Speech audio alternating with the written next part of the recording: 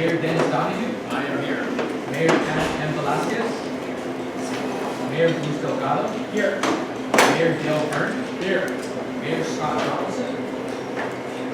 Mayor Dick Smith. Here. Mayor Michael Barr. Present.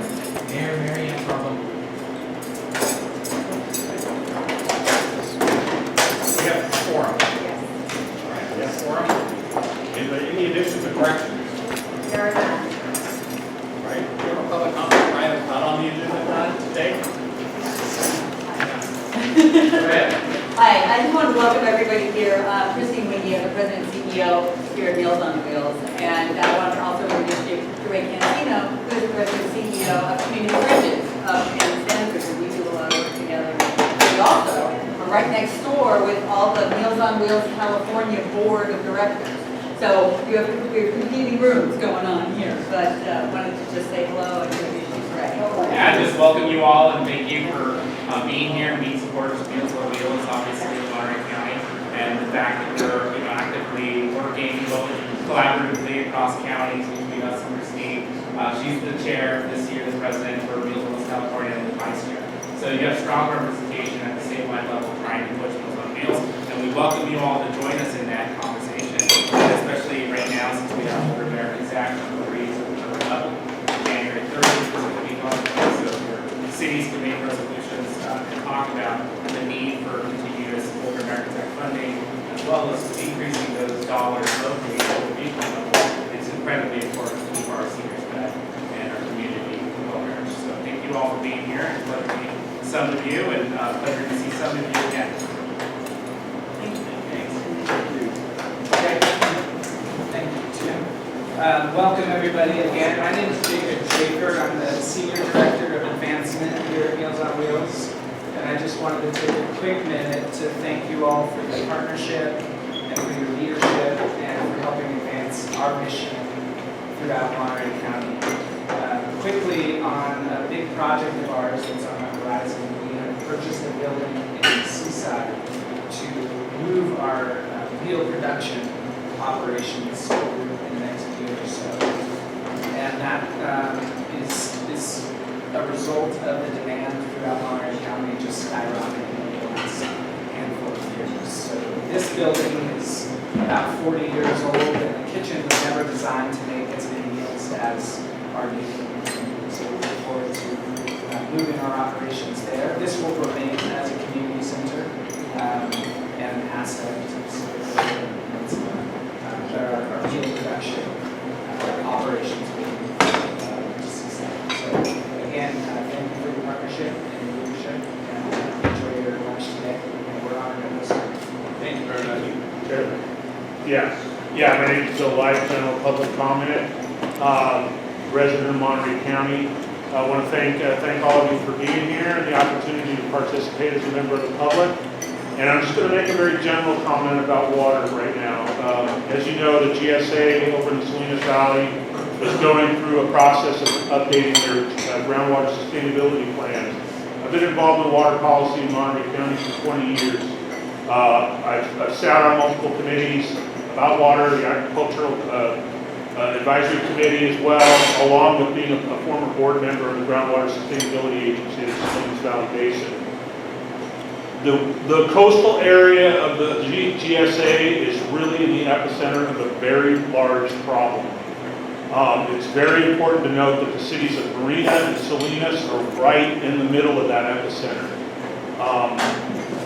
If the GSA doesn't navigate this correctly, there could be very serious implications involving not just the $40 an acre, $20 an acre foot charge and $30 or $300 well charges.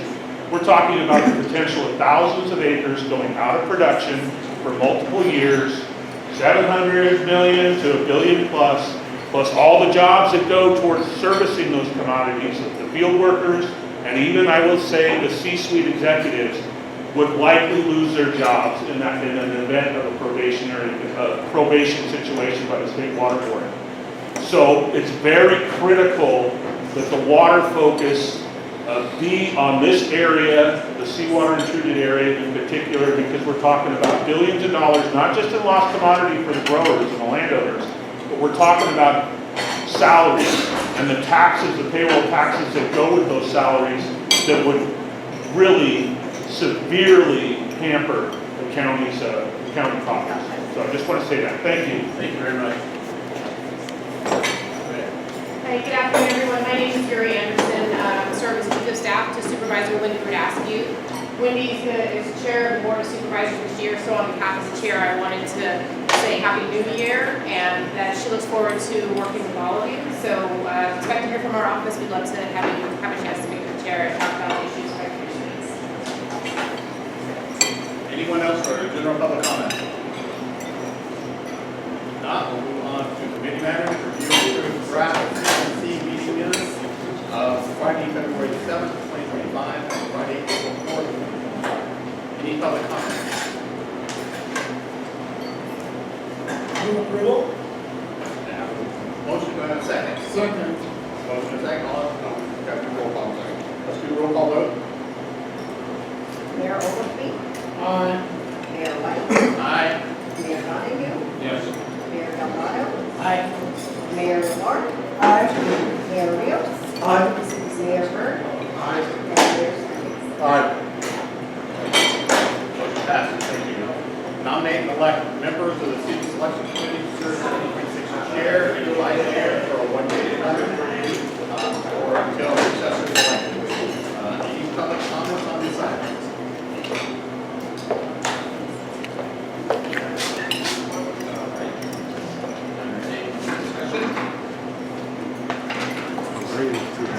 I would ask that we consider moving the current vice chair up to the chair position and keeping within their normal pattern, nominate Salinas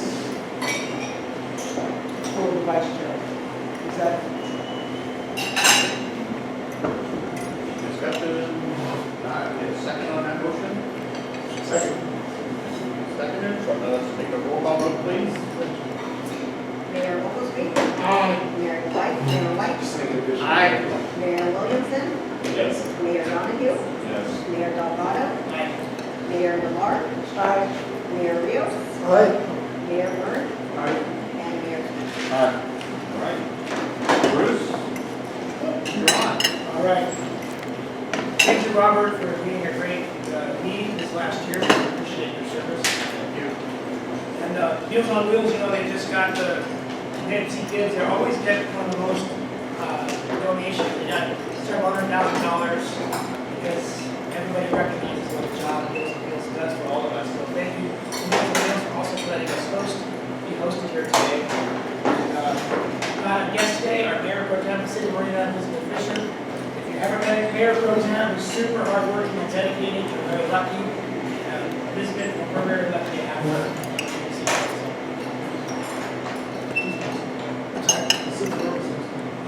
Pacific Row is hosting. What did I say earlier? Meals on Wheels is hosting? Sorry. Thank you, Pacific Row, for hosting. Do you want to say anything about Pacific Row? Give us a little update about anything that you think is newsworthy? No, that's fine. Not this time. I'm just happy to be here at Meals on Wheels. And we're having our opening our hotel in January, which we're really excited about. And how many rooms does that have? I think 99. Okay. Right, thank you, Nate, and thank you for hosting us. That feels good. All right, so the first thing is to hear from Monterey Air Resources District. And that's to appoint one mayor to represent the Monterey Peninsula. MaryAnn Carbone was appointed, and her term expired a few weeks ago. So the only people that can vote are Monterey, Carmel, PG, Del Rey, Seaside, Marina, and San C. Does someone want to make a motion? Just a little bit excited. She called me and said she was going to be open today. MaryAnn, Yeah. Because I don't know. does she wish to continue? I didn't ask her if she didn't say anything, but I'm assuming she wants to continue. So I'll then make a motion to come to this. All right. Is there a second for that? I'll second that on the question. Okay. Any discussion before we go to a vote? I think she's not feeling it. That's all I wanted to say. I'm sure she's willing to serve. I don't want to put a bit, she's in cards, and she's all right. But she's not feeling it. She's she's walking around. And I think that's probably why she's not here. Okay. She's good. That's what you're. And I'm sorry, who seconded it? Ian. So we have a motion and a second. Any further discussion on monitoring air resource manager? All right, so those peninsula cities, I guess we'll go for a roll call vote, please. Yes, Mayor Oglesby, Mayor Williamson, Yes. Mayor Novato, Yes. Mayor Burt, Yes. and Mayor Smith. All right, thank you everyone, that motion passes unanimously. Thank you. And next we go to.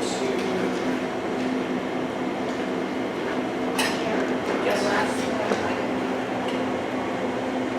Any public comment on Monterey air resource management?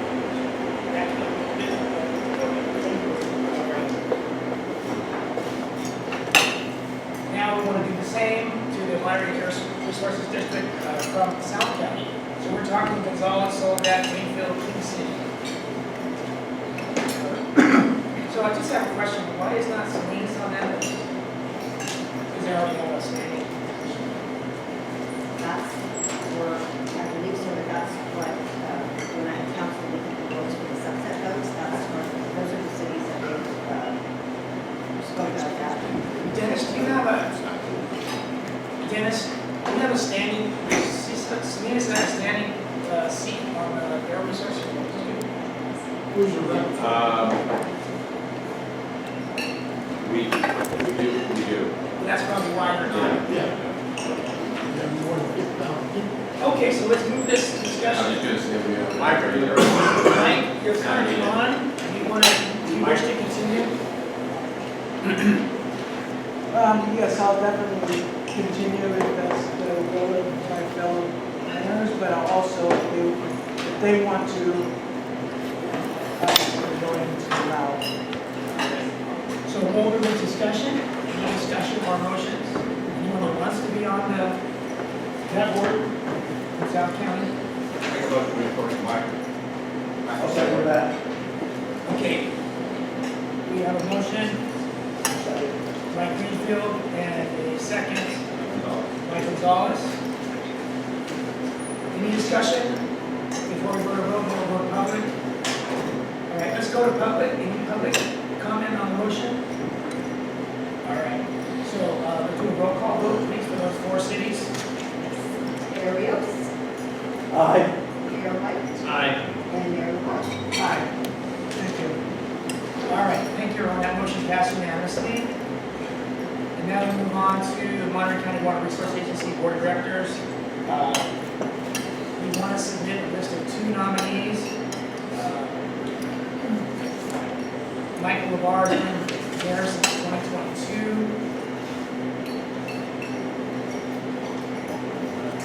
And then the second one, has there been two folks appointed by this? It's usually been one, but the bylaws say two, so we did send one. You have to submit two. You have to submit two. You have to submit two. Okay, so Mike might end up being the one, can we say, we have, these are the two nominees, and we prioritize one or two, or just? Okay, so let's have a little bit of discussion here. We have to have two nominees, we could have comments attached to those nominees, such as number 1 and 2. Is there an alternate situation when you're on that? No, No alternate? they pick one. Okay, so let's open up that discussion. Mayors here, what do you all think about listing two nominees and forwarding those?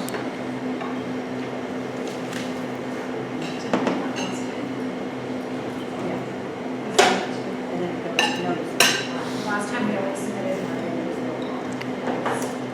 So we have a So there's little no confusion. repercussions if we choose not to submit two. So we had a member of the public suggest that we have to do two. The paper says submit a list of two. What do you all think? The special agency Well, action hold on, statement. Well, sorry, Bill. Let's go to the mayor of Seaside. Yeah, just so we're clear, all right?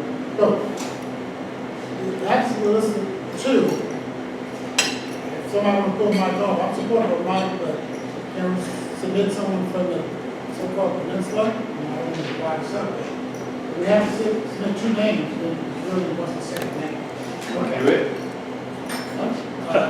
So, I'll motion that we include Mike Lamar. And does anyone from the peninsula wish to not volunteer themselves? Make a motion for two names.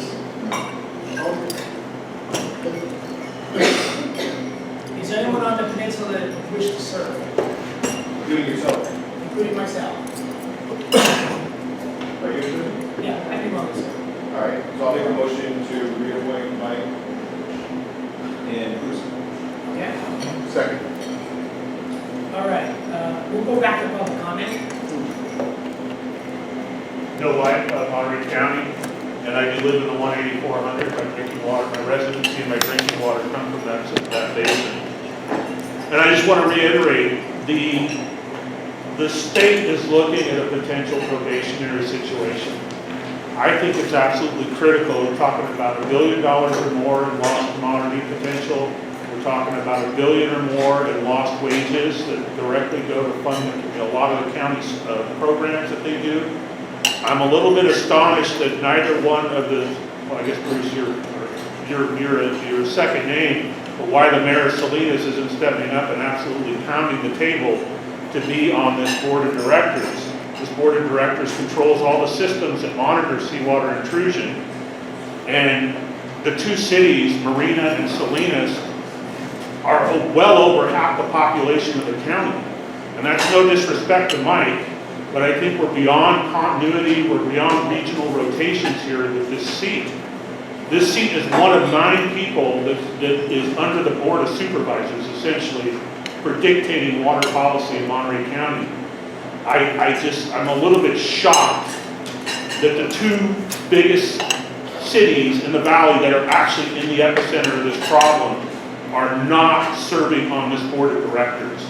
Because there are some pivotal decisions that need to be made in regards to projects, considerations of how to work with the GSA correctly to navigate these unintended difficult waters of seawater intrusion primarily. And again, I'm just voicing real concern here that 2 of the primary valley cities in the whole county, including the county seat of Salinas, is not being considered for this board. It just seems insane to me. So those are my comments. You guys can do whatever you want, I guess. Thank you. Any other public comment on this item? Okay, we'll bring it to a vote then to the board. We have a roll call vote, please. Yes, Mayor Ogilvy, Aye. Mayor White, Aye. Mayor Williamson, Yes. Mayor Donahue, Yes. Mayor Delgado, Yes. Mayor Lamar, Aye. Mayor Rios, Aye. Mayor Byrd, Aye. and Mayor Smith. Aye. All right, thank you everyone, that motion passed unanimously. I just have a question to staff. The way these 2 lists of cities are listed, it seems to indicate that there would be 2 seats occupied by the people we nominated today. But how does it really work? I'm not a member to that committee. They should be in attendance if they were invited, but there is an excerpt in the packet that speaks to people. Okay, we'll look at that. I see your bill, but we're gonna move on. No worries. We'll find that out. Have a great weekend. Thank you, Bill. Yeah, if I could, Sheriff, Yes, go ahead. it's just because it gives the opportunity for the board of supervisors to pick one of the choices.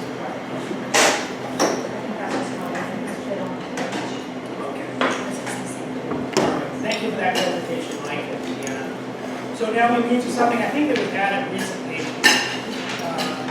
to give us a chance to review the appointments that are already on the board, already on the table, in case there's any adjustments that should be made. So, does anyone have any ideas or suggestions about appointments you think should be readdressed? And I don't believe, I should ask Robert, I don't believe anyone before me has brought up anything. Nobody contacted me about it. All right, so we could just table this until next year unless someone has some input at this point. While we think, I'll open it up to the public. Does anyone in the public have any input for number 6 here? Annual review of our appointments. comment, so come back to us. Folks, you want to deal with this next year, or any further discussion today? Sure. Yeah. I don't think we should table it, typically, we talk about later. No one brings it up while we're talking about later. We want to put it on the agenda for a year from now, when we put it on the agenda. But really what I want to add is the discussion of always, we appoint the rotation of vice chair to chair, and then every year we scratch our head to say which side, whose turn is it. And there's something in this document that just says who's the next vice chair. The chair, the vice chair, and then who does the roll back to. That way we get here and we're not saying who is supposed to make the decision.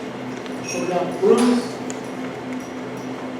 we got Dennis, and then it comes back to Melissa. It just, that was in the document. Not saying who's going to be, but then we're not keeping track of who on the peninsula has not had a chance.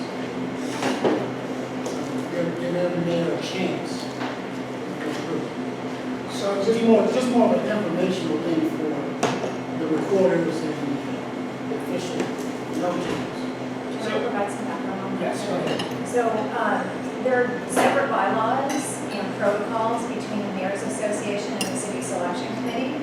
The Mayor's Association has a policy of rotating between the peninsula and the Salinas in the valley, chair and vice chair, with one seat being held by each region. And then the next year it rotates. If the chair is from the peninsula, then next year the vice chair will be.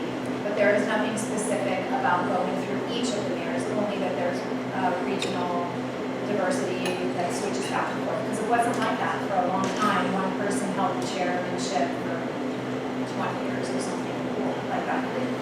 The only reason I mention this is because if you want to change the city selection committee rules, then you have to update those bylaws. And from what I understand, there's nothing in those bylaws that actually dictate how you choose the chair or vice chair.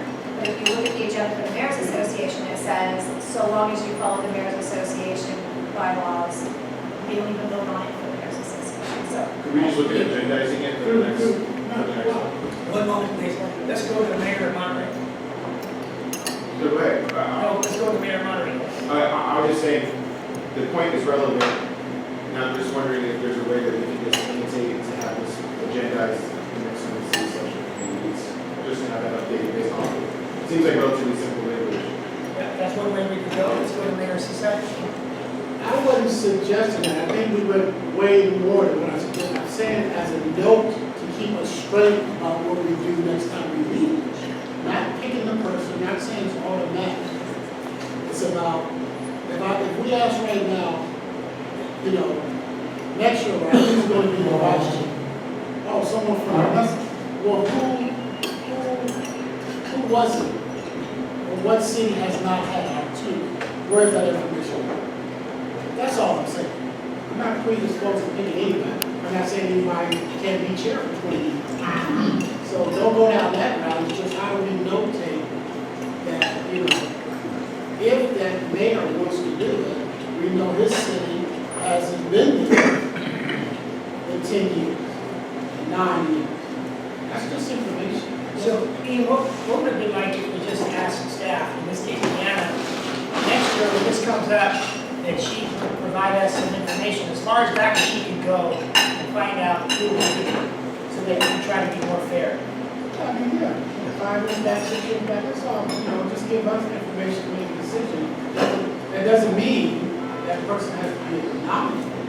It doesn't mean we have to vote for that person, just one person. So, I'm an example where this is my first time being chair of this, and I've been mayor since 2008. And so there might be other folks, other cities in the room that have had a similar drought in this case. And so, as Ian is saying, it doesn't dictate anything, it just provides information. If we get to the point where we just want to be fair, and, Greenfield hasn't served, or whatever city jurisdiction for so long, Greenfield, do you want to do it? That might be useful in that context. Okay, any other discussion on this? Let me just add one thing. You said, we get to the point of being fair. I think we're fair right now. It's a real court, right? So we always been fair, and I get your point. But maybe the person, maybe that's information for the group of people that's coming to the meeting and think about what they want to do. It's just information. Thank you. Okay, if no further information, I don't think we need to vote, we'll just move on. And so, with that, we'll adjourn the city selection committee. Thank you, everyone. Thank you, staff and the county for being here. So now we'll move over to the Mayor's Association. I think we have a super light agenda and have our current, probably just the minutes from last time. And then we'll go to a round robin, I believe. So being advised, we don't need to do the new business item, election of chair and vice chair, because that's not appropriate. So old business, let's go to the minutes of December. Has everyone had a chance to review those? Do we have a motion or any comments on those? Motion approved? Okay, motion approved by Nick, seconded by Seaside again. Anybody from the public who speak to the minutes? When we get back here, all in favor, please say aye. Aye. All opposed, any abstentions? That motion passes. We have no new business, so we're going to go to the round robin reports. Airport Land Use Commission, Scott and MaryAnn are not here, so we'll move on to the Local Agency Formation Commission. Dennis and Ian, would you like to start? Excuse me. Yeah, just to wrap up stuff, we are recruiting for a new executive director, long-time executive director at LAFCO, retiring sometime in June, so we're trying to have a new one on board in June. But other than that, LAFCO's going to move forward, completing the surveys for some of the Salinas Valley cities, waiting some applications from some of the cities, and continue to work with some of the smaller districts down in South County as it relates to, I think one is the cemetery and the park district, and bring them up to speed. And just, they only have 3 or 4 board members that's coming in, just have one staff member in their district. So we're just trying to make sure they're up to speed with their ethics training, and the staff have professional training. Other than that, I don't think you got, last thing, I don't think you guys maybe getting the deal. I think we're increasing the dues a little bit because of so-called inflation. All right, thank you, Ian. Thank you, Dennis. We're serving on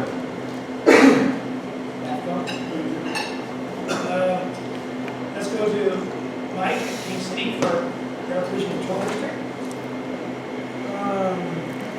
Embarks.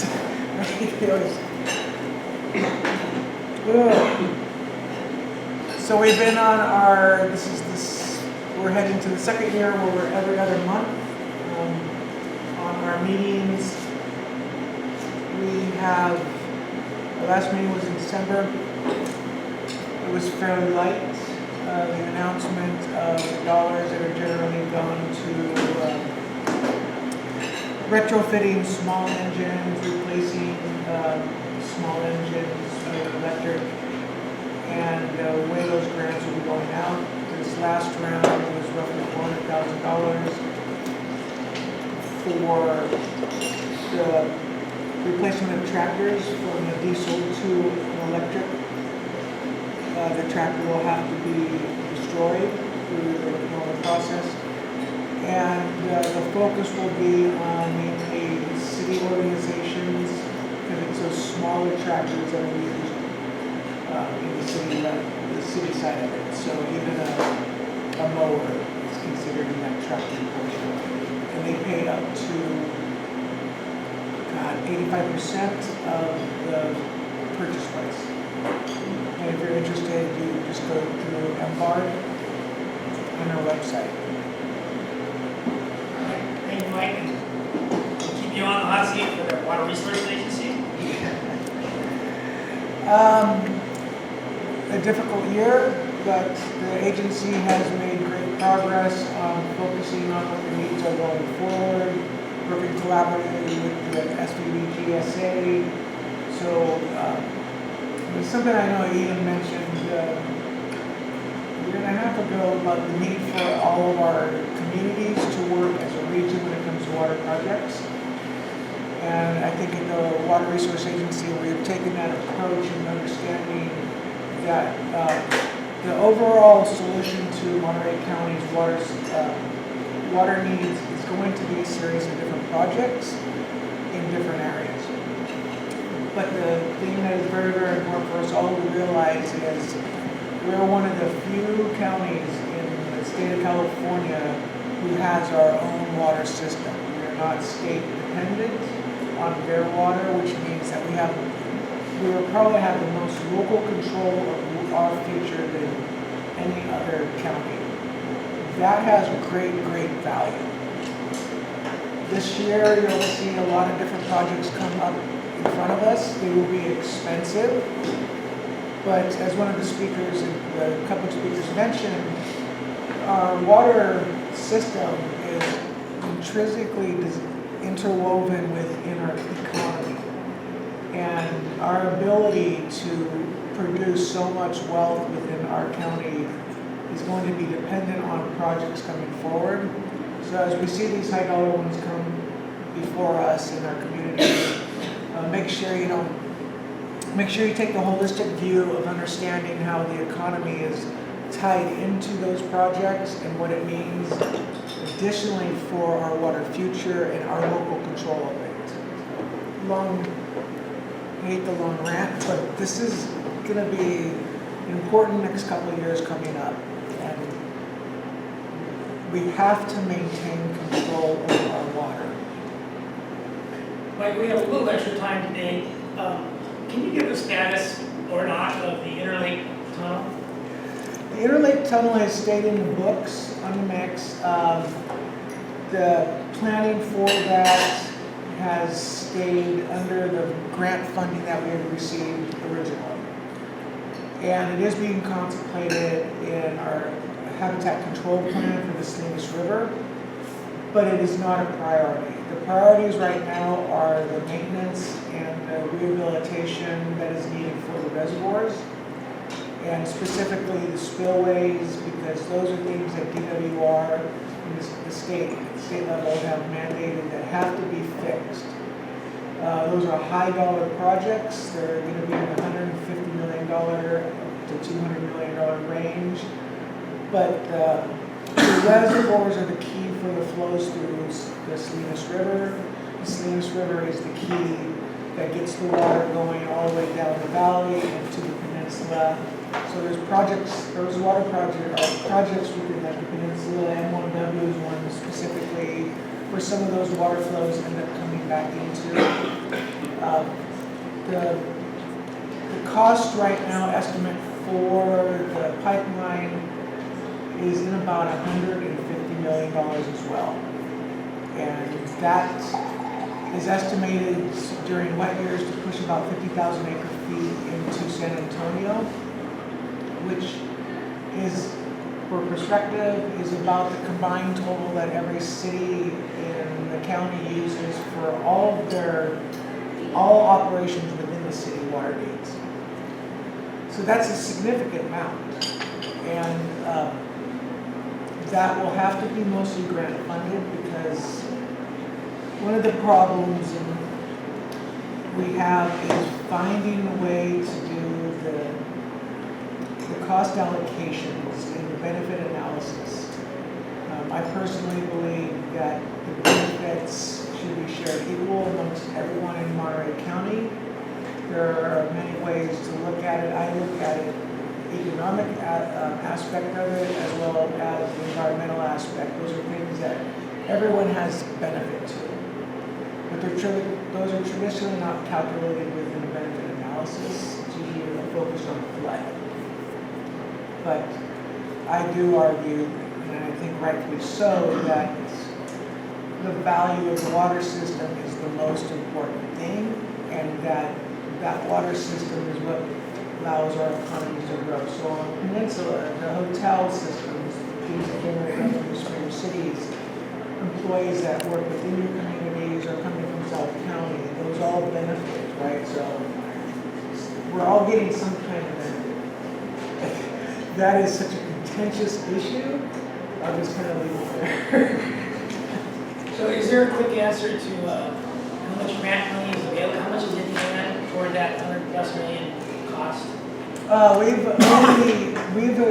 What we have done is we established a piecemeal approach, taking grants as we can. So we've had a $6 million conversion grant, which was, we were able to work with the state to work towards really priority maintenance projects and rehabilitations, like for pump motor or valve, things that are most crucial for the actual operational.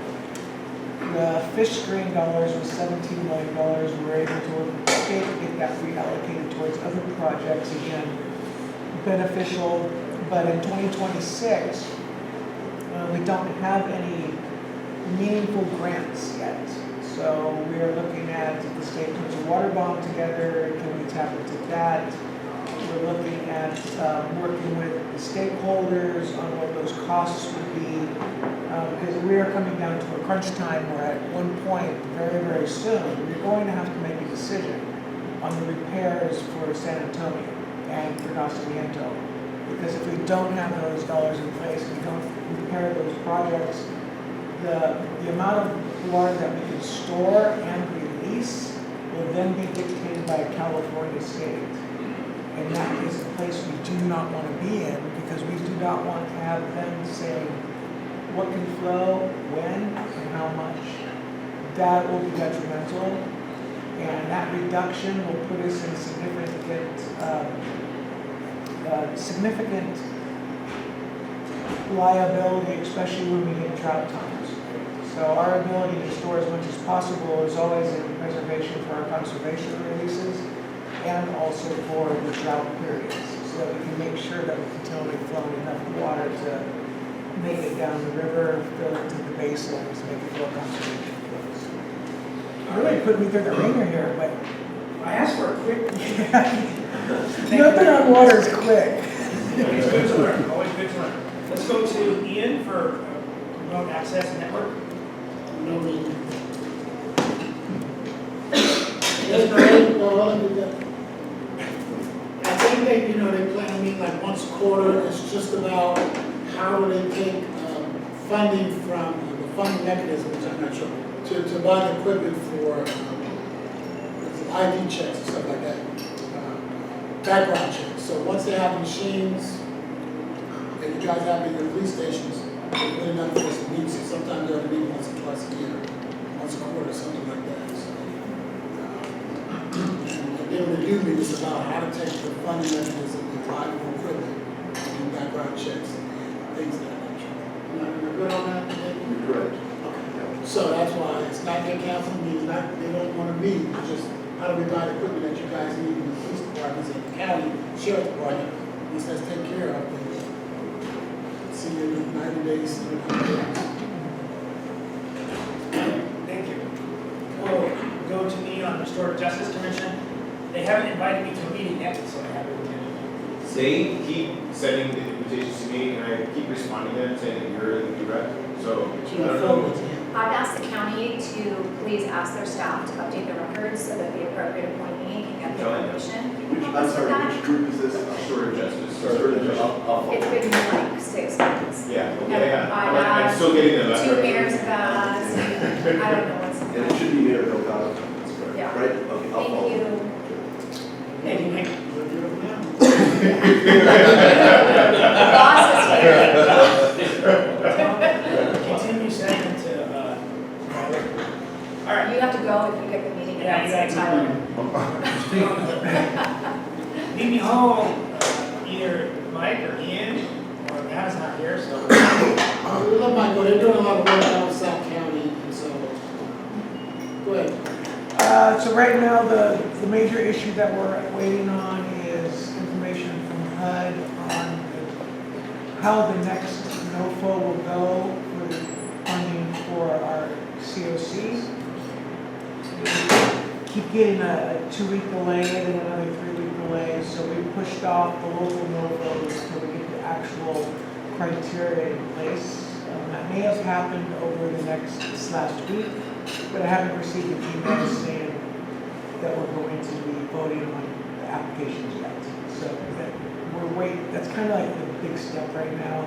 As projects are, Soledad is working on their temporary home solution, and the King City Carmel Key, it's probably about 50% done on construction. We're expecting it to be about 3 more months to finish construction. The housing authority is the one that is the developer and will be managing that property. And Step Up on 2nd Street will be the organization that will provide the wraparound services and supportive services. Can I ask a question? Before the holidays, we had heard that HUD was delaying their payments, which should have happened at the beginning of the year to the spring, right? And I haven't received I haven't heard anything new since then. Is that the same thing that you're hearing? Because that's pretty dramatic if it's like a 3 month. I don't remember the payment one, but it was more for application. They're grants, right? Yes, Yeah. for the HAP 6, I think it was.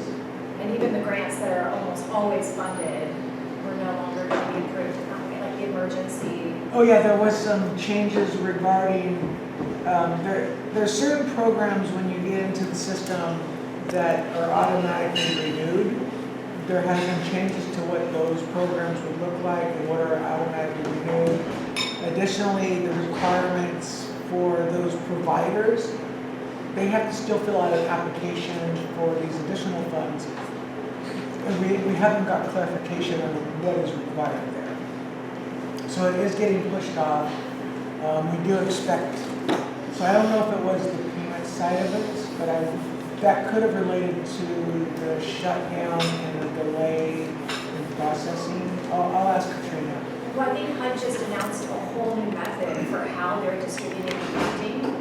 And they basically are saying, and we talked about this a few months before the holidays, how they wanted to prioritize programs with a proven track record to get people off the streets.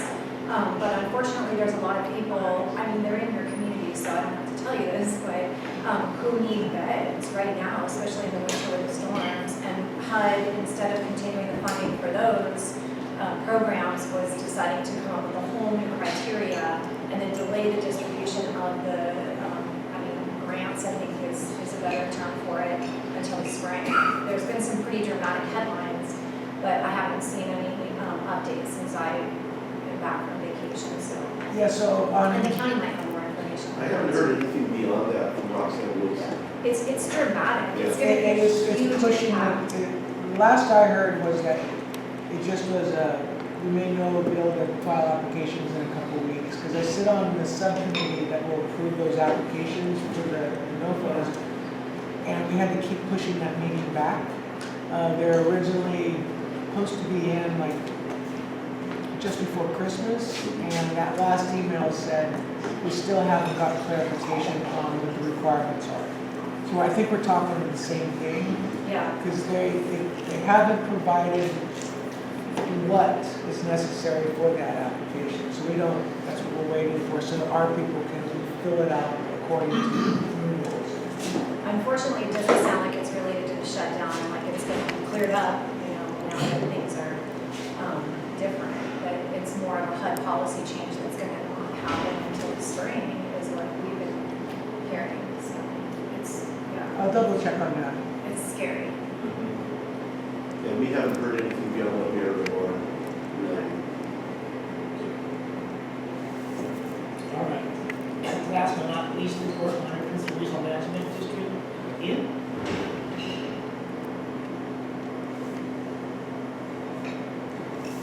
I'm trying to think about it. No highlights. No highlights that I do know. Any lowlights? No, there have been no ones. No lights. Okay, Nick, do you have anything from the county you want to impart? Just a couple of quick things. So our Board of Supervisors is going to have a budget workshop the afternoon of February 10th. And we're allocating a couple hours. This is not Typically, our board has a budget workshop more in the March, April timeframe, and get into some of the issues with the departments and their needs and all that. This is going to be different from that. This is going to be a more global look at the county budget, looking at some of the major issues the board has asked questions about, like, for example, vacancies. How do vacancies play into the budget with salary savings? Should there be some kind of a rollover of salary savings? Big, not department-specific issues, but broader, the strategic reserve, the retirement pension fund, funding, that kind of thing. So that should be very instructive.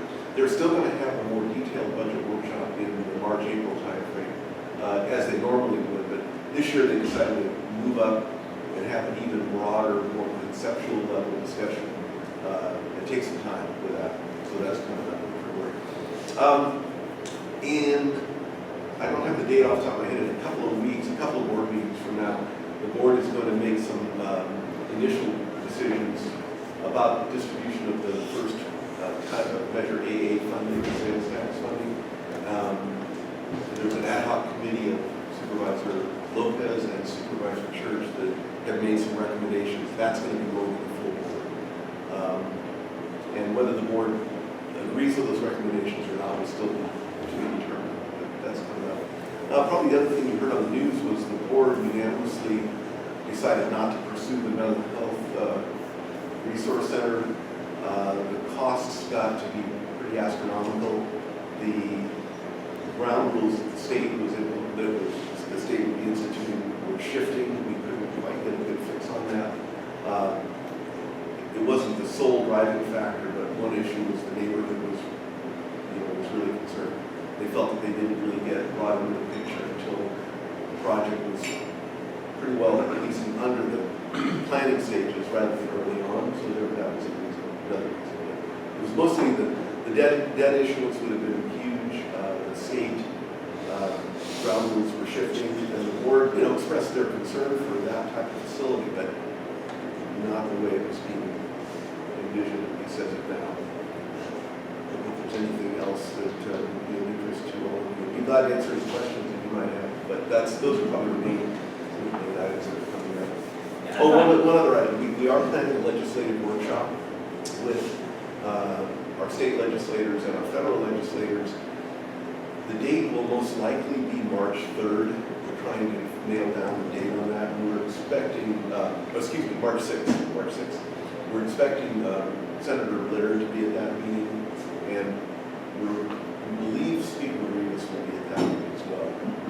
And that's a chance for the county to highlight our really top priority projects out of our entire legislative program. What are the short list of the really critical projects that we want to make sure the legislators engage on. And it's a public meeting, so, Approximately how many shortlisted projects are there? 5, 10? I would say around 5, that we would have time to present in that framework. We only have a couple of hours that day, and it's hard to pick. There are probably about 5 that would be presented. There could be another 5 that would be available time to discuss, but yeah, it's a fairly short list. Okay, thank you. Before we go to announcements, which is the last thing before adjournment, I neglected to address the meeting schedule for this year. So let's talk about that. Especially any deviancies from the normal first. I saw that the Del Rio swing was in red. Yes, because it's July July 3rd, 3rd. which is the day Oh. before 4th of July.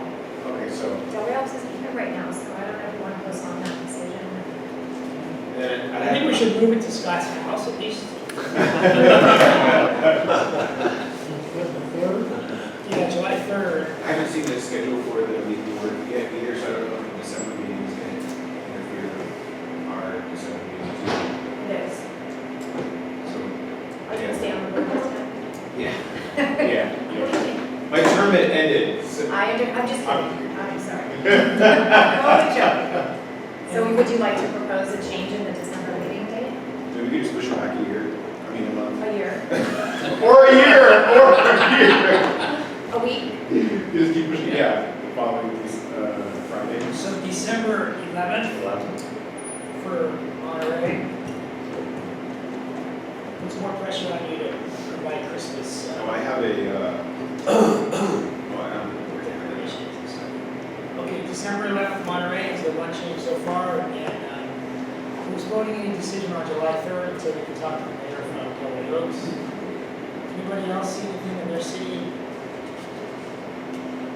You're too close to a holiday or something like that?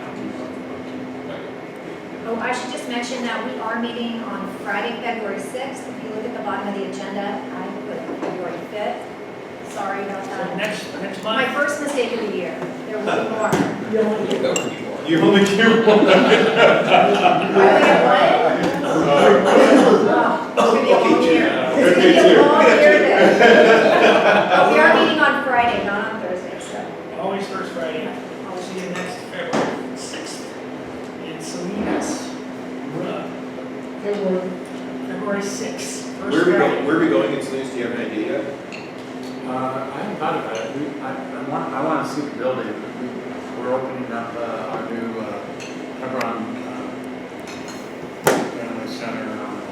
Ribbon cutting on June 31st, so that would be the latest addition to facilities. So that might be a start.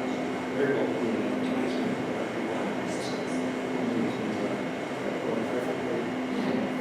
These guys go beyond the direction here. It's always good for us. But I'm thinking there. That's my thoughts. Or raising canes, everyone can go excited. Yeah, I like it. Okay, so we don't know the location yet, but we will. Yeah, That's fine. TBD. TBD, and TBD on July meeting. So, someone want to make a motion to approve the schedule with the only change at this time being December 11th? For Monterey. Second. We have a motion by Robert, second by Nick.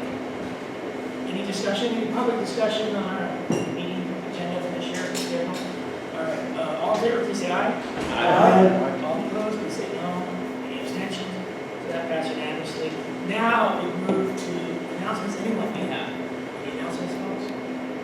Yes. I'm proud to say that Gonzales will be opening up its community center this coming Saturday at 10 a.m. So if you're anxious to hear any of these speakers, we have somebody in Rivas there, Laird, Zolofman, so we're going to have lots of folks there. It's not a completed project as far as I'm concerned. We'd love to have had the community center and the gymnasium, but we do have, and I think this is the most critical part of it, is we have a youth innovation center right next to our city library. And it's right next to all three schools, and we think strategically that's the best place for that community center to be. We're hoping that the youth of our community really take advantage of that, and that someday we look back and say, yeah, that president studied in that community center, so that's our hope. That's right. You're all welcome. Jose, what was the date? This Saturday at 10 a.m. Wow. Thank you. Other announcements? Can I just give a brief update on your announcements? So you guys probably saw that the governor issued a state of the state yesterday, and by all accounts it was a rousing beginning of his campaign for president. Everything in the Golden State is rosy, looking good. Don't worry about the LAO's projected $18 billion deficit rising to $35 billion in the next year, because the governor says it's going to get better. His numbers are very different than what we're hearing coming out of other respected sources. He issued his budget today, but I haven't looked at it yet.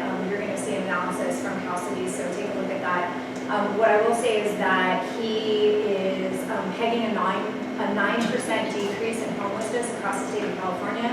A lot of analysts are saying that's not necessarily accurate, that those numbers are kind of random.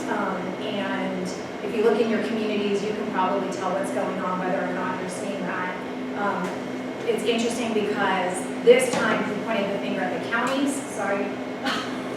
And he said that he has done his job as the governor. When he was the mayor, he never thought to go to the state of California and ask for help or money on homelessness. And it's time for, and he said, with much love and respect for my friends at the county, is for them to stop making excuses and solve this problem. So now you've got the memo and you know what's coming down the pipeline, because I think this is what we're gonna see going forward. We are going to be sponsoring a bill in order to help small cities access HAP funding.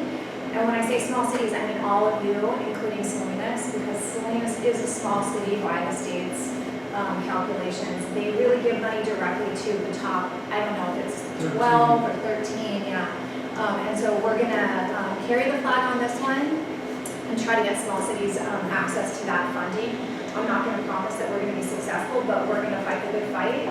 We're gonna share what we're doing in our local communities with that money when we do have money. I think it is gonna be more important than ever, because the federal government's not coming in to save us on this, and the governor has said he's already helped do as much as he can. So we need to paint the picture.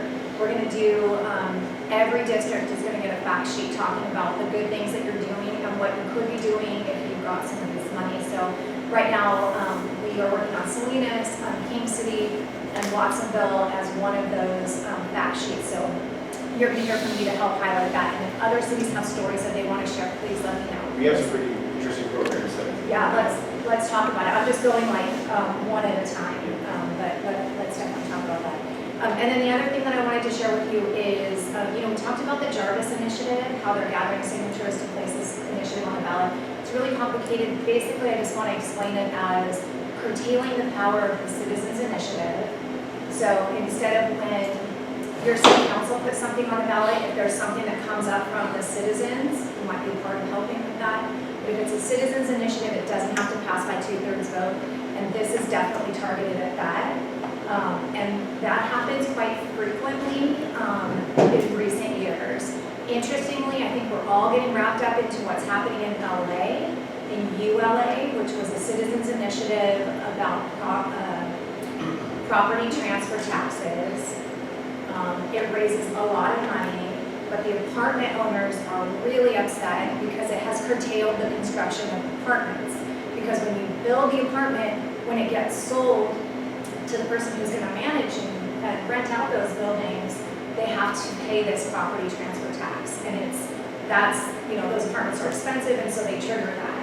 And so there are a lot of statistics that show apartments are being built now.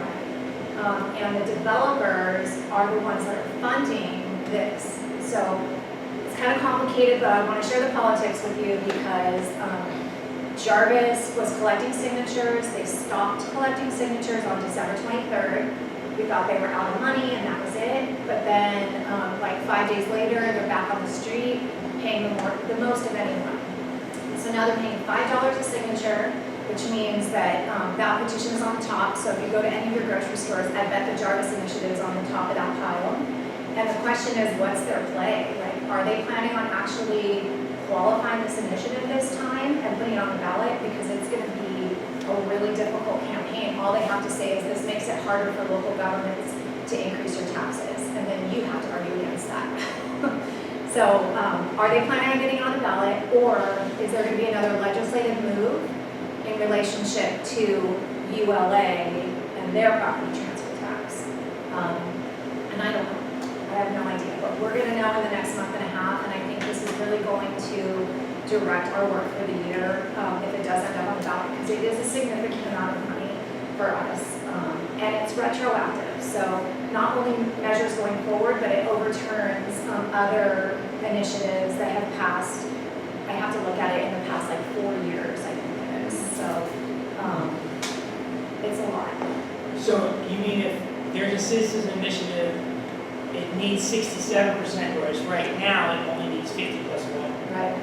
So it puts the citizens initiatives at the same high threshold that it puts jurisdiction-sponsored initiatives. Yeah. And it retroactively overturns anything that passed already. Basically, it would give you a year to put it back on the ballot and pass it again with the 66.6%. Okay. So the deadline for them to turn in signatures is the end of February, and that's what we're going to be watching for the next month and a half or so. But let me know if you hear anything. If you hear anything about a delay on the property transfer tax, or you see people out in your community collecting signatures. I'm just curious what's going on out there. So, All right, thank you, Deanna. Any other announcements in any other jurisdiction? Then we are adjourned. Thank you, everyone. Thank you, Dave, for hosting. Thank you.